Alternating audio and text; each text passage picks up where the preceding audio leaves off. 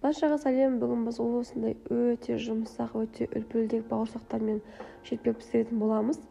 Ұнаса лайк басып, тіркеліп, коммент қалдыруды ұмытпаңыздар, қыздар. Алдымен сүтімізді мен өзім үйде ашыған сүтті пайдаландым. Болмаса ашымаған сүтті де пайдалануға болады. Бір кесе сүт қоямыз. Бір кесе сүт құйып, сүттен соң біз бір жұмыртқамызды жарып, оның үстінен бір кесе сүт құйғанда бір кесе қатты қайнаған ыстық суды құятын боламыз.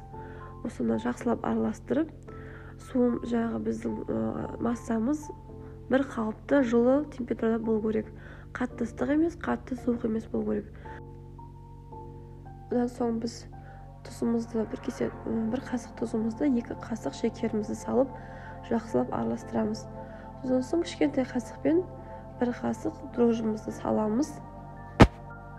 Содан соң ұнымызды салып, жақсылап жұмсақ етіп илеп аламыз. Жұмсақ қамырымыздың бетін жауып, жақсылап мата дастарханмен орап, үстін көрпемен жауып, жылы жерге 10-15 минутқа, ары кетсе 20 минутқа қоямыз. Одан соң қамырымызды жайып, осылай дайындап, ыстық қызып тұрған майымызға салып, әдемілеп пісіріп алатын боламыз. Осындай үлпілдек, әдемі болып қызарып пісіп шығады.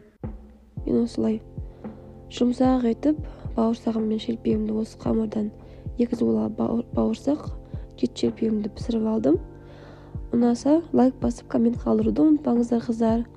Алда өте қызықты рецептпен бөлісетін боламын. Каналымды қолдап, дамуымызға үлес қоссаңыздар, қатты қуанар едім. Алдын ала үлкен рахмет.